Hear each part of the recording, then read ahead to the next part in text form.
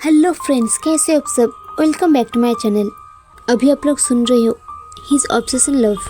अब आगे अगला दिन महक इस वक्त अपने कॉलेज में थी। उसका एक क्लास टेस्ट चल रहा था और उसका सारा ध्यान अपने पेपर पर था। 1 घंटे बाद उसका टेस्ट पूरा हो चुका था और वह तुरंत क्लास से निकलकर कैंटीन की तरफ चली गई। महक जैसे ही कैंटीन में पहुंची, उसका फ़ोन बजा। उसने तुरंत कॉल पिक किया। दूसरी तरफ से दानिश बोला, हेलो डॉल, कहाँ पर हो तुम? महक जल्दी से बोली, मैं कॉलेज में हूँ। क्या हुआ, तुम इतने अजीब तरीके से क्यों बोल रही हो?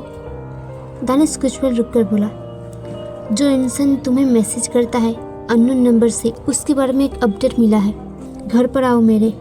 महक जल्दी से बोली, मैं अभी आती हूँ बोलकर उसने कॉल कर दिया। महक तुरंत कैंटीन से बाहर निकली और वह जाते हुए एक लड़की से टकरा गई। वो लड़की उसे देखकर बोली, दिखाई नहीं देता क्या? महक जल्दी से बोली, सॉरी, जस्ट सॉरी। इतना बोलकर वो सीधा अपनी स्कूटी की तरफ बढ़ गई। उसने अपनी स्कूटी स्टार्ट की और वो दानिश के घर की तरफ बढ़ गई। करीब 1 घंटा बाद महक अपनी स्कूटी दानिश के घर के बाहर रुका। वो जैसे अंदर जाने लगी, उसका फ़ोन पर एक नोटिफिकेशन आया। उसी अननोन नंबर से मैसेज आया था जिसमें लिखा था कि कोई मुझे पकड़ ले, इतना दिमाग किसी में नहीं है, विश्वास मत करना। क्या पता तुम खुद विश्वास के लायक न बचो। महक धीरे से बोली, व्हाट द हेल, तुम जो कोई भी हो अब सामने आकर रहेंगे। दानिश ने कुछ बोला तो पक्का उसे कुछ पता होगा। बोलकर वह तुरंत अंदर चली गई। अंदर आते महक ने एक गहरी सांस ली। महक दानिश को ढूंढ रही थी और वो ढूंढते ढूंढते एक कॉरिडोर में आ गई थी। वो पूरा कॉरिडोर खाली था, एक हल्की सी आवाज़ तक नहीं थी। वो धीरे से बोली, दानिश कहाँ पर है? मुझे तो उसका बेडरूम नहीं पता, कुछ भी नहीं पता। मैं तो सिर्फ गेस्ट रूम तक जाती हूँ। बोलते हुए वो चल रही थी। थोड़ी आगे बढ़ते ही महक का पैर अचानक से फिसला। वो गिरने को हुई कि पीछे से दानिश ने उसे संभाल लिया। वो उसके कान के पास अपने होठ टिकाकर बोला, संभाल कर डॉल, ऐसे ही किसी के घर में आकर बिना पूछे कहीं नहीं जाना चाहिए, गलत जगह पहुंच जाओगे। महक जल्दी से बोली, sorry, I am really sorry, मैं तुम्हें ढूंढ रही थी।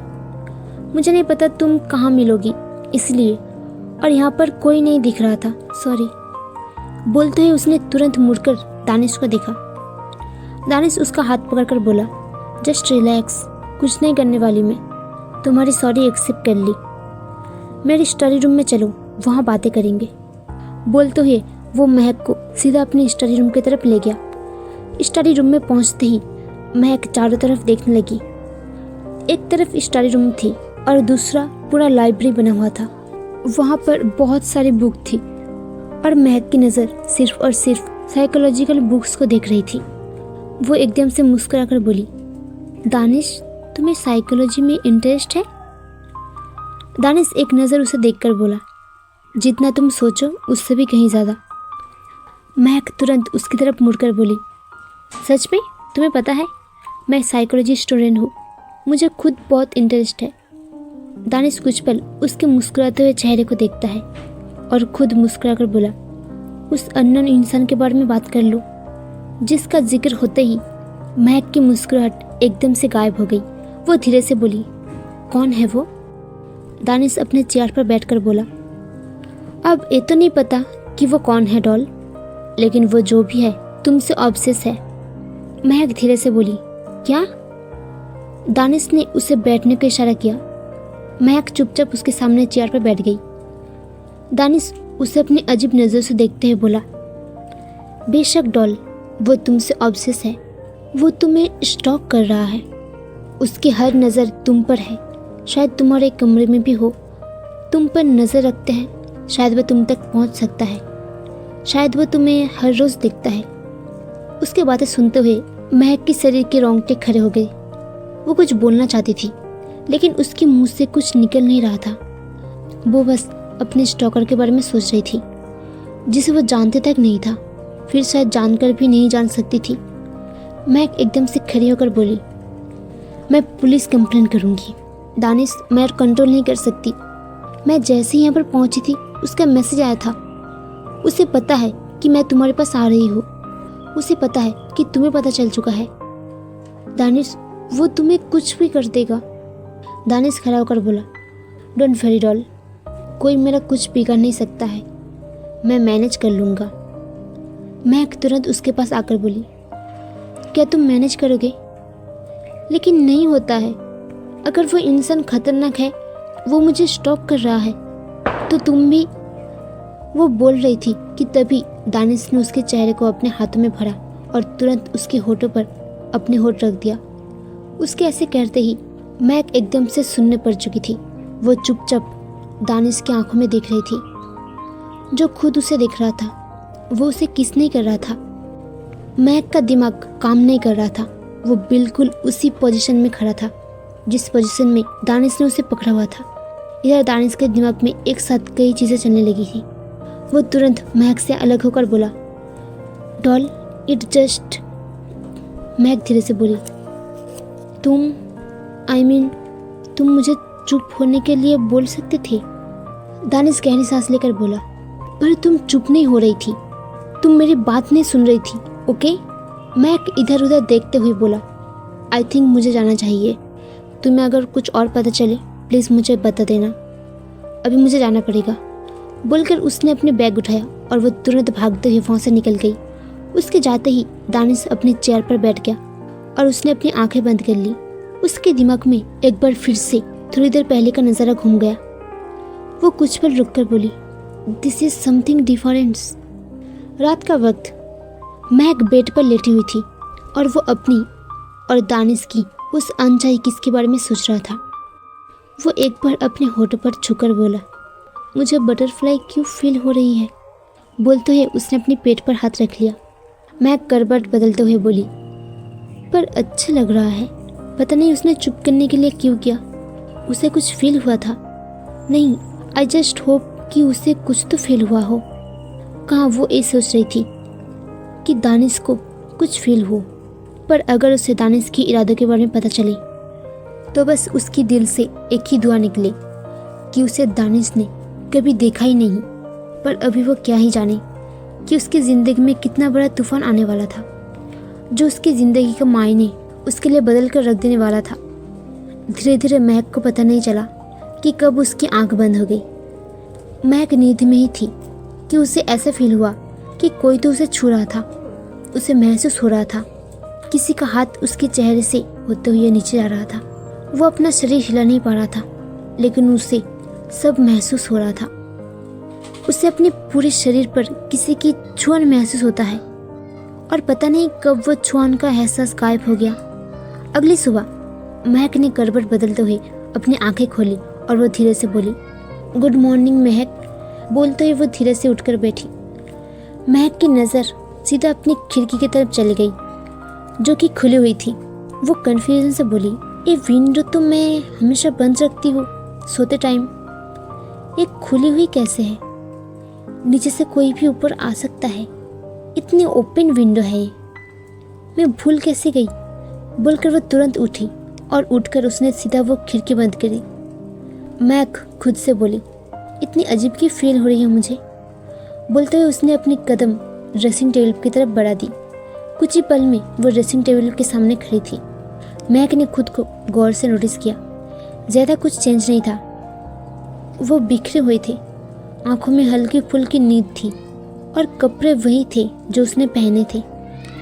वो गहरी सांस लेकर बोली, सब तो नॉर्मल है, मेरा दिमाग खराब है। बोलकर वो बाथरूम में जाने के लिए मुड़ गई। अचानक वो एकदम से रुकी और उसने वापस से मुड़कर ड्रेसिंग टेबल के मिरर से खुद को देखा। उसकी नज़र सीधा अपने कंधे से थोड़ी ऊपर की तरफ गई जहाँ पर एक निशान था। महक हैरान से बोली, ये क्या है? बोलकर वो गौर से उस निशान को देखने लगी, लेकिन उसे कुछ समझ में नहीं आ रहा था। महक ने एक बार फिर से अपने कमरे की विंडो की तरफ देखा। वो धीरे से बोली, कोई आया था यहाँ पर? बोलते उसके दिमाग में एकदम से दानिश की बात घूम गई जब उसने बोला था कि उसकी नज़र यानी उस अननोन इंसान की नज़र हर वक्त उस पर है, वो उसे स्टॉक कर रहा है, तो फिर वो उसके कमरे तक पहुंच सकता है। ये सब सोचते हुए महक के माथे पर ठंडी पसीने की बूंदें आ चुके थे। डर के मारे उसकी हालत खराब होने लगी थी। ये नहीं हो सकता, ऐसा नहीं हो सकता, मुझे किसी को बताना पड़ेगा, मुझे घर पर बताना पड़ेगा, बात बहुत सीरियस हो चुकी है बोलकर वह तुरंत बेडरूम से निकल गई। ठीक उसी वक्त उसकी फ़ोन पर नोटिफिकेशन आया। महक के दिल की धड़कन बुरी तरह से शोर करने लगी थी। ना चाहते हुए भी उसकी कदम उस फ़ोन की तरफ बढ़ गई। फ़ोन के पास पहुंचकर महक ने अपना फ़ोन उठाया। उसी अननोन नंबर से कुछ फ़ोटोज़ आई थी और साथ में एक मैसेज था। वो महक के बेडरूम की फ़ोटो थी और कल रात की थी, जब महक आराम से बेड पर सो रही थी और जिस तरीके से फ़ोटो लगी हुई थी, इसका मतलब कोई इंसान उसके सामने उसके बेड पर था। ये देखते ही महक की आंखें नम हो गई। तभी उसने मैसेज को पढ़ा जिसमें लिखा था कि अभी भी शौक है तो जाकर किसी को बताने की गलती करो, तो सिर्फ तुम्हारे बेडरूम तक ही क्यों, तुम्हारे घर वालों के बेडरूम में जाकर उनके साथ ख़त्म न कर दूं मैं। ये पढ़ते उसके हाथों से फ़ोन छूटकर बेड पर गिर गया। तारा ने कुछ सोचते हुए तुरंत दानिश को कॉल किया।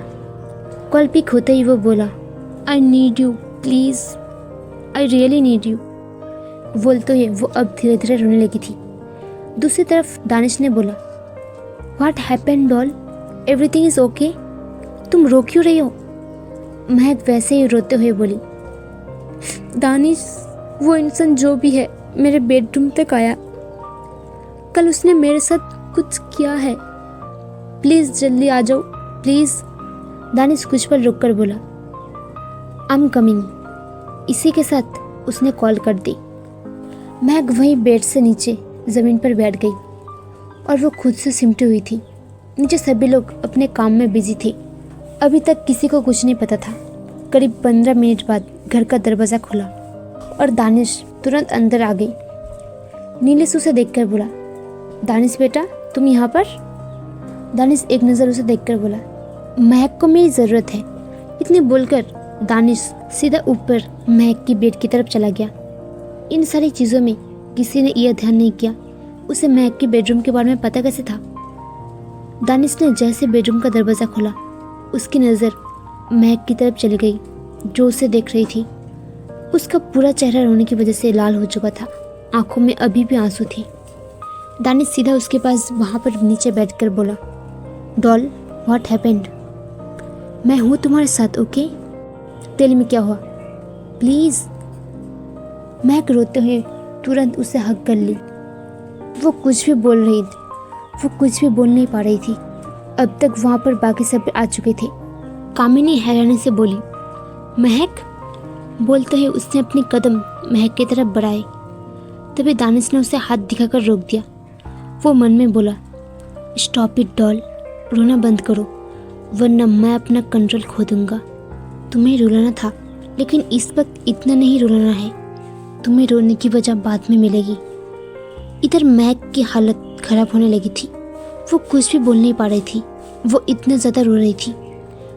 तभी दानिश उसे खुद से अलग करके बोला, doll tell me what happened. Mahak रोते हुए बोली, यहाँ पर आया था मेरे कमरे में, उसने मुझे। इतना बोलकर वो रुक गई और फिर से रोने लगी। दानिश चुपचाप उसे रोते हुए देख रहा था। आज के लिए बस इतना ही। See you next chapter. Please like comment share and subscribe करना मत भूलिए। Thank you so much. Bye bye.